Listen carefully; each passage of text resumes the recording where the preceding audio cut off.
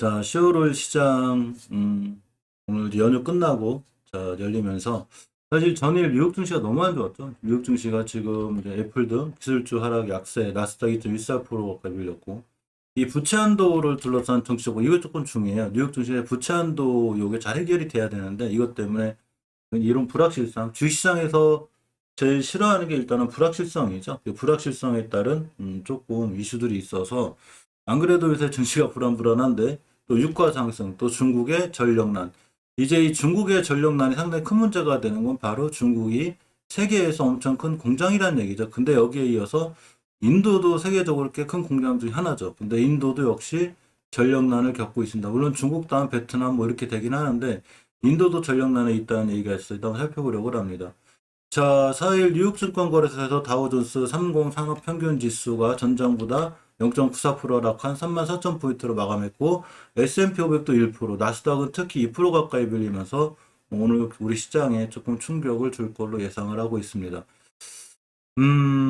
이 조 바이든 대통령이 이제 공화당을 향해서 부채한도 협상에 협조하지 않고 있다고 그러면서 무모하고 위험한 행동이라고 비난했는데 사실 이 부채한도 협상이 잘 돼야 돼요. 이게 사실 굉장히 중요해서 자, 미의회의 부채한도 협상이 이렇다 할 돌파구를 마련하지 못하면서 투자 심리에 악영향을 미치는데 민주당은 연방 정부의 부채 한도를 상향하는 법안을 추진하고 있고 공화당 반대에 직면했죠.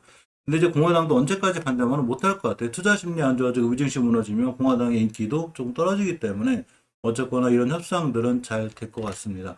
그렇지만 아직은 불확실하고 자, 황다그룹이 이제 계열사 지분 매각을 하죠. 400억 홍콩 달러 약 5조 9천억 가량의 자금을 확보할 걸로 알려져 있는데 어쨌거나 황다 사태로 인해서 홍콩 증시도 2% 정도 거래 정지당했죠. 그러면서 2% 정도 하락하면서 아시아 증시 전체에도 영향을 줄 수 있는 상황이 됩니다.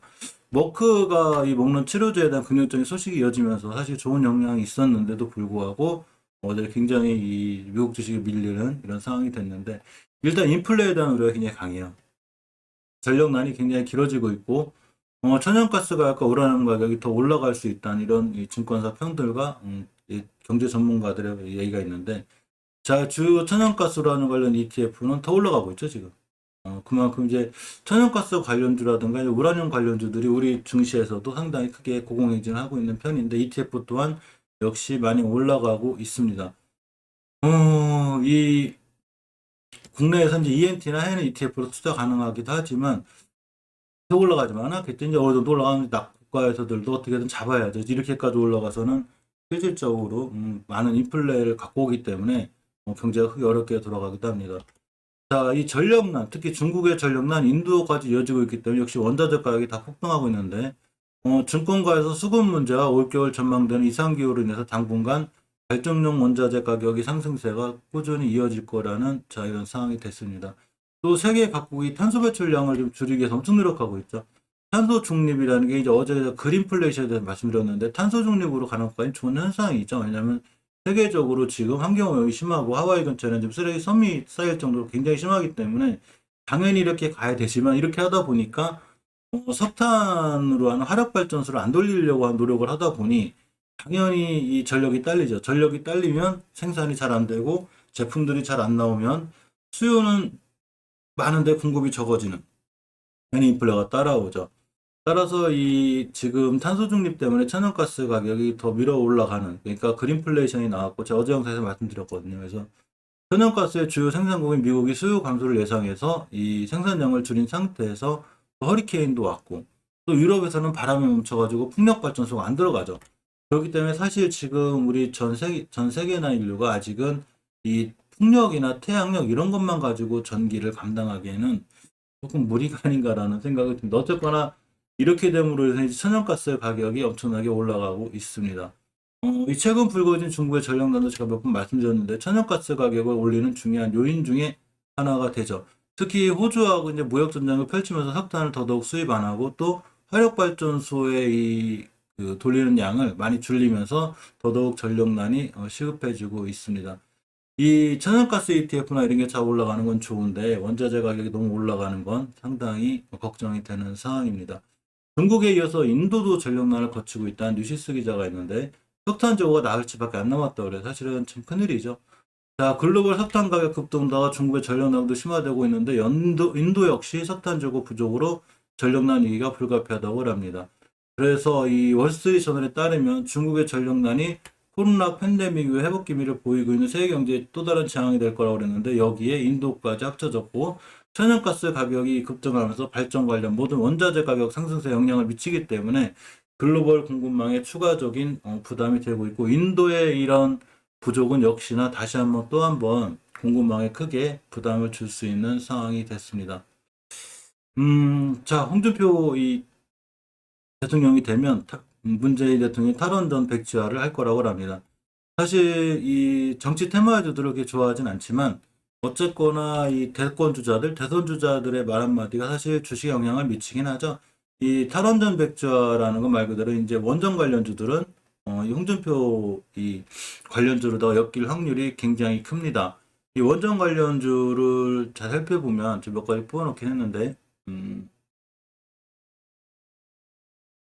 이렇게 특히 한전 쪽이 핵심이죠. 한전 KPS, 한전산업, 한전기술, 두산중공업 이렇게 또 전기주들 중에 광명전기, 일진전기가 대표적으로 이 원전 관련주기 때문에 한전 KPS는 한전산업 같은 종목들은 꾸준히 볼 필요가 있고, 장중에 기술적으로 살펴볼 수 있으면 한번 살펴볼 수 있도록 하고 일단 재료적인 부분에 약간 집중하도록 하겠습니다. 그래서 이렇게 국민의힘 대선 주자인 홍준표 의원이 만약에 대통령이 되면 탈원전을 완전히 폐지하겠다. 그럼 완전히 원전 관련주들은 조금 더 상황이 좋을 수 있는 이런 상황이 되기도 합니다. 자, 잠깐이면 재밌는 얘기인데 탈레반이 재집권 후에 수출길이 지연된다고 논의가 된 아프간 과일을 하나도 못 팔고 있다고 합니다. 그래서 탈레반 재정권 이후에 이제 아프가니스탄 경제가 마비가 됐고 수출이 어려워지자 아프간 최대 수출품이었던 과일 작물까지 전부 다 수출이 안 되고 있다는 이런 영국 파이낸셜 타임스가 전했다고 합니다. 사실 아프간 경제까지 신경 쓸 건 아니지만 잠깐 그래도 우리나라 지금 주식도 시장도 어렵고 미시장도 어려워서 잠깐 보려고 갖고 왔습니다. 전체적으로 세계적으로 경제들이 상당히 안 좋은 이런 상황이라 하지만 이제 이 좋은 거는 시장이 언제까지만은 또 안 좋진 않아요. 오히려 안 좋아지면 분할 매수나 이런 걸 하시는 분들에겐 주식을 또 싸게 살 수 있는 다 돌아 나가니까 언젠가는 근데 조금 요즘엔 조금 힘이 드는 게 사실이죠. 비트코인이 다시 5만 달러를 눈앞에 두고 있습니다. 제가 말씀드렸죠. 그 연휴 중에 한번 찍어드렸는데 미국서 ETF 승인이 날 수 있다는 이런 이 호재가 있죠. 이 비트코인이 4만 9천 달러를 돌파했는데 미국 증권거래위원회 SEC의 비트코인 상장 지수 펀드 승인이 임박했다는 기대감이 있죠. 제가 말씀드렸듯이 겐슬러 SEC 위원장과 제롬 파월 미국 연방준비제도의 연일 가상화폐에 대한 긍정적인 발언, 특히 SEC 위원장이 이 가상화폐 ETF를 승인할 수도 있다. 뭐 이런 얘기들이 들리면서 굉장히 가상화폐들이 좋아지고 있고 비트코인을 비롯한 이더리움, 에이다, 리플, 도지코인까지 어느 정도는 조금 올라가는 이 종목 3개 빌리긴 해서 사실은 연휴 중에 꽤 올라가는 폭등하는 현상이 있었습니다. 자, 미국하고 중국은 이 사이가 좋아질래요? 좋아질 수 없는 것 같습니다. 미국이 대중 고유 관세를 유지하고 필요시에 가능한 수단은 다 총동원한다고 합니다. 조 바이든 대통령이 대중 고유 관세를 유지하고 중국의 1단계 무역 합의 이행을 촉구하기 위해 필요시 가능한 한 수단을 총동원하겠다고 밝혔습니다. 1단계 무역 합의가 있었는데 이걸 이행하라는 얘기죠. 이행 안 하면 일단은 가능한 한 최대 이 수단을 동원한다고 하는데 일단 그래도 이렇게 이 대화의 우선순위를 뒀죠. 이렇게 하기는 싫으니까 먼저 대화를 하자. 그러면 우리가 다 이렇게 하겠다. 그렇지만 이거를 이제 그 1단계 무역 합의 이행을 안 하면 역시나 좀 강력하게 나갈 수 있는 이런 미중 갈등이 생길 수 있는 상황이 돼서 미중 갈등주들도 다시 한번 꿈틀거릴 수 있는 이런 상황이 됐습니다. 자, 이 핀포인트의 기사에 따르면 나노코박스가 어제처럼 말씀드렸더니 긴급 승인이 이제 보건부로 넘어갔기 때문에 보건부의 승인 한 단계가 남았다는 기사가 있습니다. 이 4일 베트남 언론 콩루안 여기 따르면 나노코박스 임상을 담당한 육군 사관학교의 관계자가 나노코박스 백신 임상 시험은 이미 오래전에 완료됐다고 전했죠. 현재 나노코박스 임상 결과가 이렇게 베트남 윤리의 승인을 받았고 긴급 사용 승인을 기다리고 있다고 했죠. 2일날 10월 2일날 다수의 베트남 언론이 나노코박스 긴급 사용 승인 신청이 보건에 완전히 제출됐고 나노코박스 승인 여부는 가까운 시일 내에 발표될 것이라고 얘기했죠. 제가 연휴 영상 중에 한번 알려드렸죠.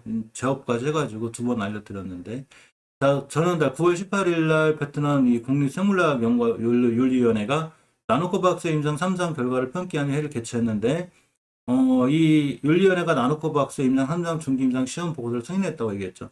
또 보충자를 평가한 결과 3회 이상 결과와 3비상 초기 단계의 안전성 및 면역성성 요건이 충족됐다고 다 설명됐습니다.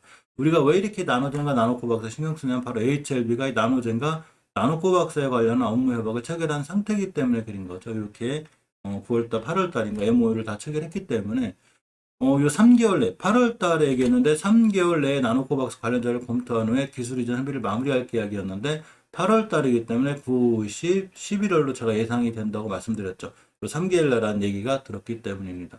그 동남아시아국가연합에서는 유일한 바이오 실버 기업이죠, 나노잼이. 잘 돼서 HLB 그룹에 좋은 영향을 주었으면 좋겠습니다.